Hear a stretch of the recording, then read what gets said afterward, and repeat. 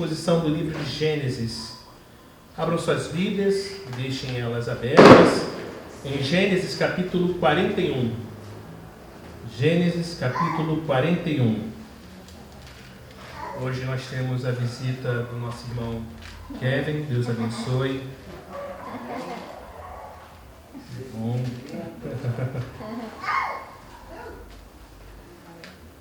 Muitos acreditam, irmãos, que José, ele agiu mal e foi até mesmo cruel na forma como ele tratou os irmãos. Ao invés de ter perdido tanto tempo, muitos acreditavam que José poderia ter revelado de forma imediata aos seus irmãos e realizado ali uma reconciliação instantânea. Mas, irmãos, vale lembrar que a verdadeira reconciliação, ela requer arrependimento sincero e confissão humilde do pecado. E muitas vezes leva tempo para uma pessoa chegar a esse ponto.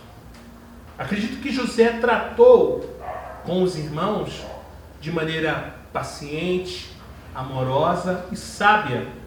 E que foi por isso que a sua abordagem deu tão certo.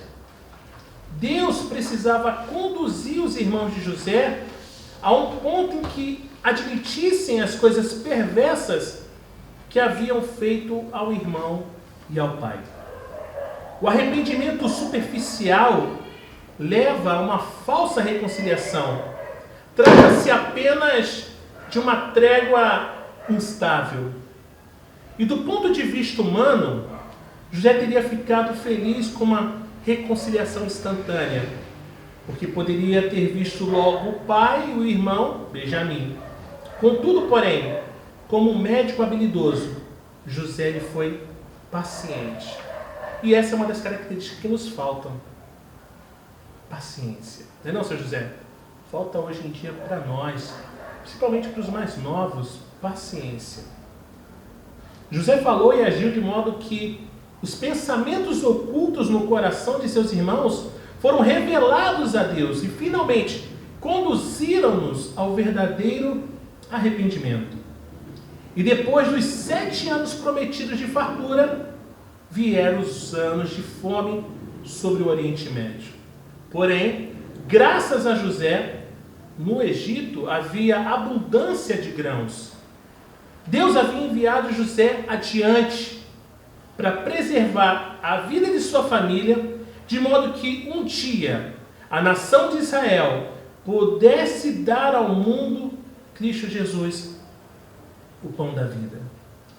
Esses acontecimentos ocorreram durante os 2 primeiros anos desses 7 anos de fome. E àquela altura, os irmãos de José já haviam passado por várias provações planejadas por Deus para conduzi-los ao arrependimento. A família de Jacó era enorme, era grande, e havia muitos servos.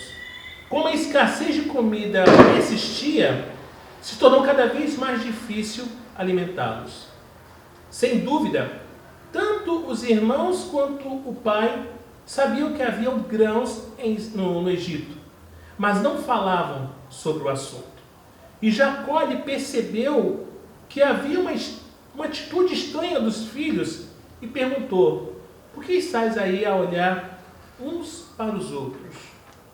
Porque de fato os irmãos eles hesitaram em falar sobre o problema ou mesmo em oferecer-se para ir ao Egito comprar comida. Por que isso?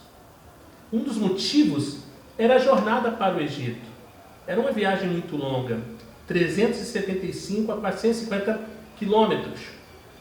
Era perigosa e que, somando ida e volta, podia levar até 6 semanas. Vale lembrar que na época não tinha ônibus, não tinha táxi, não tinha van, não tinha Uber, não tinha nada disso. Era a famosa aviação Canela.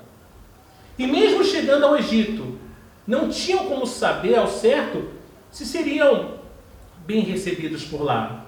Como estrangeiros de Canaã, estariam numa situação de extrema vulnerabilidade e poderiam até ser presos e vendidos como escravos.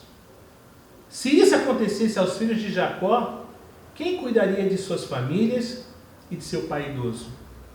Talvez os filhos de Jacó também fossem assombrados pela lembrança de terem vendido o irmão inocente a mercadores que rumavam para o Egito.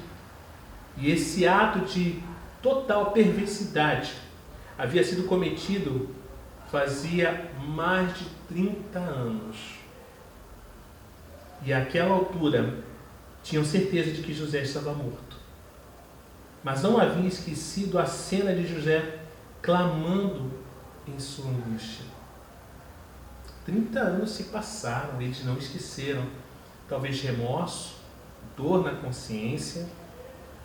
Gente bonita e fofinha de Deus. A consciência, ela consegue desenterrar o passado e provocar dúvidas e medos dentro de nós. E como líder do clã, Jacó decidiu mandar todos, exceto Benjamim, ao Egito a fim de comprar alimentos. E depois do que havia acontecido com José, sem dúvida Jacó suspeitava de seus filhos e por isso Benjamim ficou em casa. Uma vez que José não estava mais com eles, Benjamim era a única ligação de Jacó com a sua amada Raquel.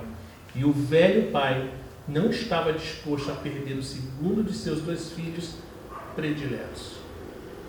O que Jacó e seus filhos não sabiam era que o Deus soberano estava operando e providenciando para que os irmãos fossem ao Egito e se prostrassem diante de José.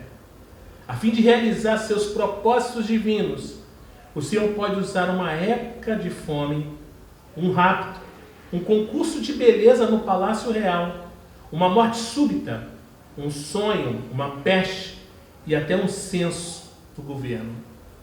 O Salmo 115:3 diz: no céu está o nosso Deus e tudo faz como lhe agrada.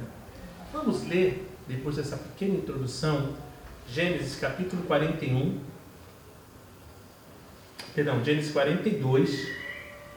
do verso 1 ao 14.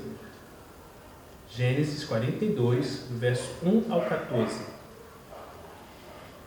Diz assim: quando Jacó soube que havia mantimento no Egito, disse aos seus filhos: por que vocês estão aí olhando uns para os outros? E acrescentou: ouvi dizer que há cereais no Egito. Vão até lá e comprem cereais, para que vivamos e não morramos. Então 10 dos irmãos de José foram para comprar cereal do Egito.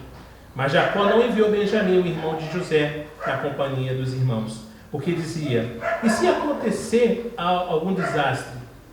Entre os que iam, pois, para lá, foram também os filhos de Israel, pois havia fome na terra de Canaã. José era o governador daquela terra. Era ele quem vendia a todos os povos da terra. Os irmãos de José vieram e se prostraram com o rosto em terra diante dele. Quando José viu seus irmãos, reconheceu-os, porém não se deu a conhecer. Foi ríspido com eles e lhes perguntou: de onde vocês vêm? Responderam: da terra de Canaã, para comprar mantimento. José reconheceu os irmãos, mas eles não o reconheceram. Então José se lembrou dos sonhos que teve a respeito deles e lhes disse: vocês são espiões e vieram para ver os pontos fracos da terra. Eles responderam: não, meu senhor, esses seus servos vieram só para comprar mantimentos. Somos todos filhos de um mesmo homem, somos homens honestos. Esses seus servos não são espiões. Ele, porém, lhe respondeu: nada disso, pelo contrário, vocês vieram para ver os pontos fracos da terra. Eles disseram: nós, seus servos, somos 12 irmãos, filhos de um homem na terra de Canaã. O mais novo está hoje com nosso pai, o outro já não existe. Então José lhe disse: é como já falei, vocês são espiões. Que palavras duras para um reencontro, não é? Vocês são espiões. Vocês estão mentindo. O suprimento que José estava consigo foi muito duro. Ele foi duro mesmo. E foi proposital. Como vice-governante do Egito, certamente José não participava de cada transação de venda de grãos, né?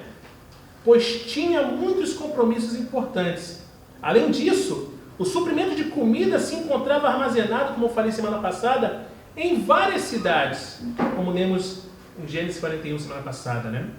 E José era assistido por administradores. Sem dúvida, as transações com os egípcios que residiam em sua terra eram procedimentos rotineiros. Já os estrangeiros precisavam ser cuidadosamente avaliados para garantir que não tinham planos de invadir o país. E pela providência divina, quando seus 10 irmãos chegaram para comprar grãos, José estava por perto e os reconheceu. Mesmo que esperassem deparar-se com José, o que não era o caso, os 10 homens não teriam reconhecido José. Quando o venderam, José tinha 17 anos. E nos 20 anos que se seguiram, a sua aparência havia mudado muito mais do que a dos irmãos mais velhos. Fazendo o somatório, José estava com 37 anos. Além disso, estava completamente barbeado. A moda dos egípcios, se vestia como um egípcio e falava com eles na língua egípcia por meio de um intérprete.